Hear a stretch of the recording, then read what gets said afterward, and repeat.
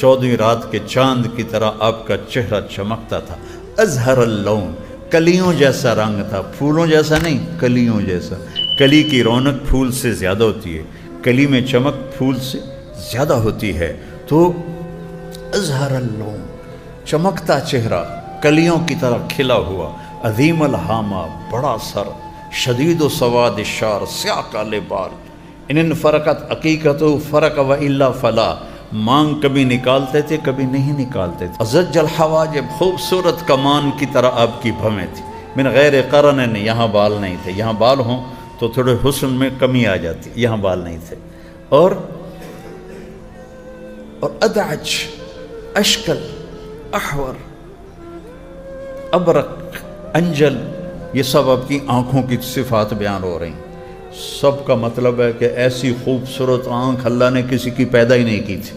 اپنے نبی کی آمد کی خوشی ہے، آپ کا جانا بھی بارک ہو ہے، آپ کا آنا بھی بارک ہو ہے۔ اور بھائیو میرے عزیزو، اپنے نبی کی زندگی کو اسوہ بناؤ، اپنے نبی کی ہر چیز میں دیکھو میرے نبی نے کیا کیا، میرے نبی نے کیا کیا، میرے نبی نے کیا کیا، تو آپ ان کے ہاتھوں میں ہاتھ دو گے تو انشاءاللہ اللہ تک بھی پہنچو گے، جنت میں بھی پہنچو گے، آپ کا علم بھی قبول ہوگا، آپ کی محنت بھی قبول ہوگی۔ ایک آپ کو خاندانی طور پر ایسا عالی شان بنایا، لقد جاءکم رسول من انفسکم، اور افریقہ میں پڑھتے ہیں من انفسکم، من انفسکم، من انفسکم، یہ تم میں سے ہے، تمہارے سامنے اس کی نسل، اس کا خاندان ہے کوئی اس جیسا؟ کوئی ہے جس کا نسب آدم تک محفوظ ہو؟ کوئی ہے جو ہاشم جیسا سردار ہو، عبد المطلب جیسا سردار ہو، عبد مناف جیسا سردار ہو؟ تو من انفسکم، بنو ہاشم کی عظمت کا کوئی انکار کرنے والا نہیں ہے۔ بنو امیہ بنو ہاشم میں ٹھنی رہی ہمیشہ، لیکن بنو ہاشم کی عظمت کا اعتراف کرتے تھے بنو امیہ۔ پہلا نمبر تھا بنو ہاشم کا، دوسرا تھا بنو امیہ کا، پھر بنو مخزوم جس میں سے حضرت خالد بن ولید ہیں اور ابو جہل ہے، یہ بنی مخزوم میں سے ہیں۔ اس طرح ان کی، پھر بنو عبد الدار، اس طرح ان کی ترتیب تھی۔ اچانک میرے ذہن میں آئی ہے، پتہ نہیں آگے پیچھے نہ ہو، کوئی پکا پتہ کوئی نہیں، لیکن تقریباً ایسا ہی ہوگا انشاءاللہ۔ تو من انفسکم، اس جیسا عالی نسب کوئی ہے تمہارے سامنے جس کو میں پیش کروں کہ جو چلتا ہے تو محمد بن عبداللہ بن عبد المطلب بن ہاشم بن عبد مناف بن قصی بن کلاب بن مرہ بن کعب بن لوی بن غالب بن فہر بن مالک بن نظر بن کنانہ بن خزیمہ بن مدرکہ بن الیاس بن مضر بن عدنان بن عود بن حمیسہ بن سلامان بن عوس بن بوز بن قموال بن ابی بن عوام بن ناشد بن حذا بن بلداس بن یدلاف بن طابخ بن جاہم بن ناحش بن ماخی بن عیفی بن عبقر بن عبید بن الدعاء بن حمدان بن سنبر بن یثربی بن یحزن بن یلحن بن ارعوا بن عیدی بن زیشان بن عیسر بن اقناد بن ایہام بن مقصر بن ناحث بن زارہ بن سمی بن مزی بن عوض بن عرام بن قیدار بن اسماعیل بن ابراہیم بن آذر بن ناحور بن سروج بن رعو بن فائج بن عابر بن ارفقشاد بن سام بن نوح بن لامک بن متوشال بن ادریس بن یرد بن ملحل ایل بن کینان بن آنوش بن شیس و بن آدم علیہ السلام۔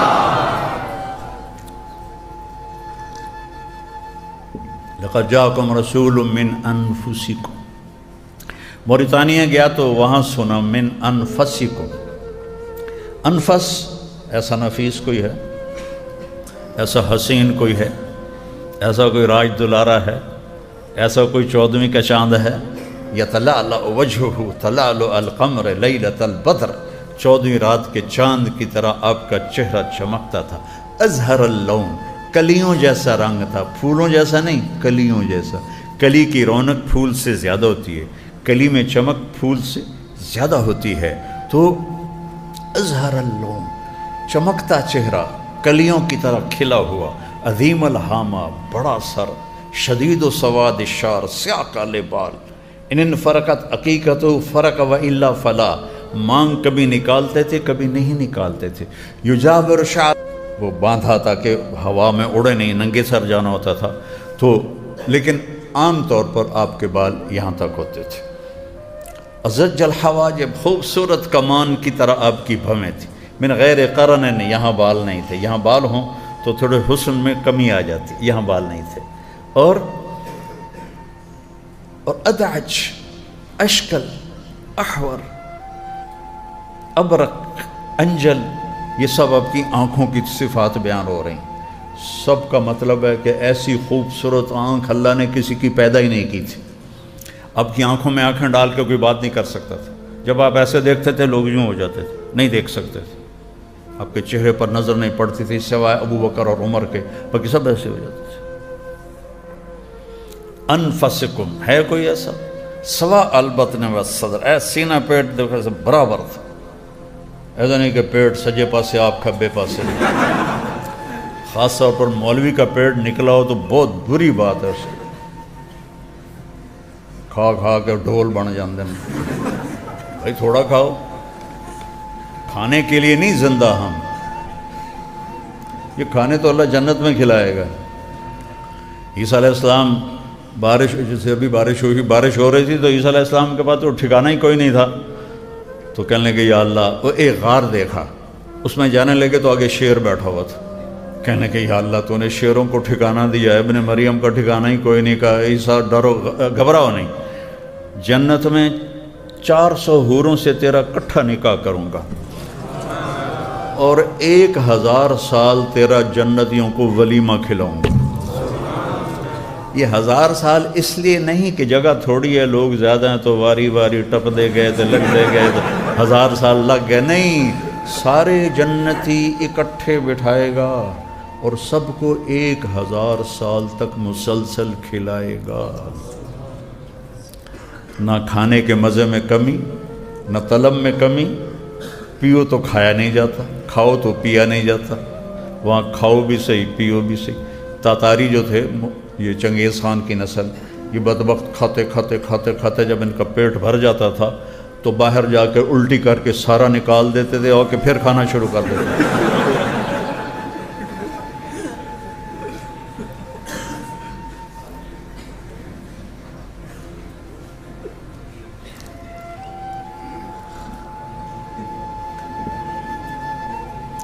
تو اللہ تعالیٰ نے ابراہیم علیہ السلام نے کہا میری اور میری اولاد کو بت پرستی سے بچا. اور اللہ کہہ رہا ہے آپ کے گھر کو تو میں نے پاک کر دیا. فاطمہ کفا بکی شرفن ان تکونی سیدۃ نساء اہل الجنہ. حضرت فاطمہ بیمار تھی، ان کا حال پوچھنے گئے تو کہا بیٹی میں آ جاؤں؟ اجازت لی، بیٹی کے گھر پہ جاتے ہو اجازت، میں آ جاؤں. میرے ساتھ عمران بن حسین بھی ہیں، ایک وہ قریش کے سردار تھے. کہ یا رسول اللہ میرے گھر میں کوئی بڑا کپڑا نہیں جس سے میں پردہ کر سکوں. تو آپ نے اپنی چادر پکڑائی کہ یہ لو، اس سے پردہ کر لو. حسنین کی ماں ہو، علی کی بیگم ہو، نبی کی بیٹی ہو اور گھر میں چادر کوئی نہ ہو پردہ کرنے کے لیے. تو آپ باپ کی چادر سے پردہ کیا. جب آپ اندر گئے تو آپ نے پوچھا فاطمہ کیا حال ہے؟ تو باپ کی قربت سے ذرا طبیعت بھر آئی تو رونے لگیں کہ یا رسول اللہ بھوک ہے، روٹی کوئی نہیں، بیماری یا دوا کوئی نہیں. تو آپ بھی رونے لگے کہ لا تبکی یا فاطمہ والذی نفسی بیدہ ما ذقت من ثلاثۃ ایام سواقا. میری بیٹی رو مت، اس ذات کی قسم جو میری جان کا مالک ہے، آج 3 دن گزر چکے ہیں میں نے ایک لقمہ نہیں کھایا. پھر یہاں کہا کفا بکی شرفا. یہ ایسے نہیں مل گئی سرداری پیزے کھا کے تو پیپسیاں پی کے. آپ نے کہا کفا بکی شرفا ان تکونی سیدۃ نساء اہل الجنہ. بیٹی تیرے لیے یہ عزت کافی ہے، تو جنت کی عورتوں کی سردار ہے. آپ نے علی کا ہاتھ پکڑا ایسے اور یوں کرتے کرتے کرتے کرتے یہاں لے آئے. پھر فرمایا اترضی ان یکون منزلک مقابل منزلی فی الجنہ. تو راضی ہے جنت میں تیرا گھر میرے گھر کے سامنے ہوگا؟ تو حضرت علی رونے لگے، یا اللہ میں راضی ہوں۔ بیٹوں کی باری آ گئی، سیدہ شباب اہل الجنت الحسن والحسین، جنت کے نوجوانوں کے سردار ہیں حسن اور حسین۔ یہ کسی نبی کے خاندان کو یہ عزتیں نہیں ملیں، اور کسی کو یہ شرف حاصل نہیں ہے کہ نبی کی کمر پہ سوار ہو۔ آپ ایسے ہاتھ پاؤں ٹیک دیتے تھے اور اپنی کمر پر حسن حسین کو بٹھا کر کمر میں چکر لگاتے تھے ایسے ایسے، پھر یوں کر کے پوچھتے کیف مطیتکما، تمہارا اونٹ کیسا ہے بھائی؟ پھر ان دونوں کو اتار کے حضرت زینب کو بٹھاتے تھے، پھر اکیلی کو چکر لگواتے تھے۔ یہ ان مولویوں میں کوئی کر سکتا ہے؟ کہیں گے ہماری اتنی بڑی بڑی پگڑیاں ہیں، ہماری تو شان کے خلاف۔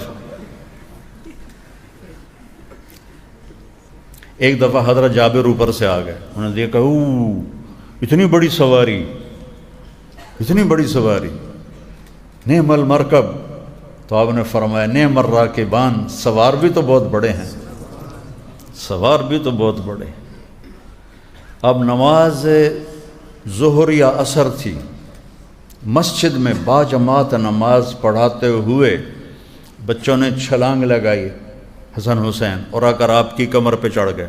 آپ سجدے میں تھے، آپ کی کمر پہ چڑھ گئے، آپ نے سجدہ لمبا کر دیا، اتنا لمبا کیا کہ پچھلے سوچنے لگے کہ فوت ہو گئے۔ تو عبداللہ بن مسعود فرماتے ہیں کہ میں پیچھے تھا تو میں نے ایسے سر اٹھا کے دیکھا کہ چکر کی ہے، دیکھا تو دونوں لاڈلے کمر پہ بیٹھے گپے مار رہے ہیں۔ ہائے ہائے، کیا لاڈ کیے میرے نبی نے، اور کیا امت نے حال کیا ان کا۔ ایک کو زہر میں مار دیا، ایک کا سر کاٹ دیا۔ عجب سمجھ سے باہر معاملہ ہے۔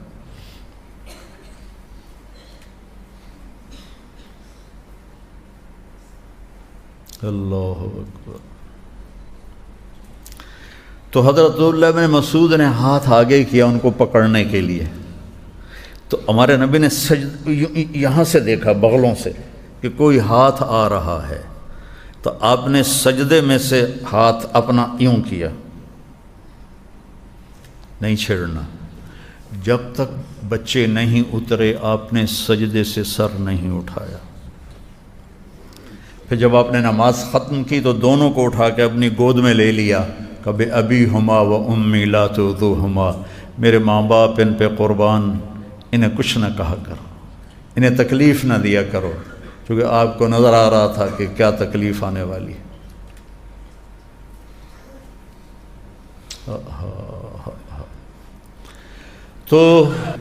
تو میرے نبی کی شان کو بیان کرنے کے لیے سمندر بھی تھوڑے ہیں بیٹا، میری 1.5 گھنٹے کی بات سے کیا ہوگا، لیکن ہم بھی چلو حصہ ڈال لیں اپنے نبی کی آمد کے اظہار میں، خوشی کے اظہار میں ہم بھی حصہ ڈال لیں، تو پوری امت خوشی مناتے ہیں۔ میں پوری دنیا میں پھرا ہوں، 12 ربیع الاول کبھی کہیں آئی کبھی کہیں آئی، ہر جگہ لوگ اظہار محبت کے لیے، لیکن یہ ہمارے والا ہنگامہ نہیں جو یہاں ہوتا ہے، جلوس نکالنے اور بسوں کو سجانا اور ٹرکوں کو سجانا، یہ تو سب خرافات ہیں، سب پیسے کا ضیاع ہے، نمازیں ساری ضائع ہوتی ہیں، اور ایک ہنگامہ ہوتا ہے۔ مسجدوں میں لوگ کٹھے ہیں، سوڈان میں دیکھا، یمن میں دیکھا، اور کئی جگہ دیکھا، مسجدوں میں لوگ جمع ہیں اور آپ کی تعریف ہو رہی ہے، کوئی تقریر کر رہا ہے اور کوئی نعت پڑھ رہا ہے، اور مختلف شعراء آ کے اپنا کلام پیش کر رہے ہیں، اس طرح ہوتا ہے۔ لیکن اس طرح بندے لے کر شہروں میں نکل پڑنا اور سارے راستے بند کر دینا اور لاکھوں کروڑوں اربوں روپے اس پہ ضائع کر دینا، یہ کوئی اظہار خوشی نہیں ہے، یہ حماقت ہے، یہ مطلب یہ نادانی ہے، جہالت ہے۔ میں اپنے نبی کی آمد کی خوشی ہے، آپ کا جانا بھی بارک ہو ہے، آپ کا آنا بھی بارک ہو ہے۔ اور بھائیو میرے عزیزو، اپنے نبی کی زندگی کو اسوہ بناؤ، اپنے نبی کی ہر چیز میں دیکھو میرے نبی نے کیا کیا، میرے نبی نے کیا کیا، میرے نبی نے کیا کیا، تو آپ ان کے ہاتھوں میں ہاتھ دو گے تو انشاءاللہ اللہ تک بھی پہنچو گے، جنت میں بھی پہنچو گے، آپ کا علم بھی قبول ہوگا، آپ کی محنت بھی قبول ہوگی۔ تو یہ جو ابھی تو ہم صرف الفاظ پڑھ رہے ہیں، الفاظ تو معانی تک پہنچانے کے لیے ہوتے ہیں۔ صبر پڑھ لینے سے صبر نہیں آتا، صبر کرنے سے صبر آتا ہے، برداشت کرنے سے صبر آتا ہے۔ صفات لفظوں سے نہیں آتی، صفات جوہد سے آتی ہیں۔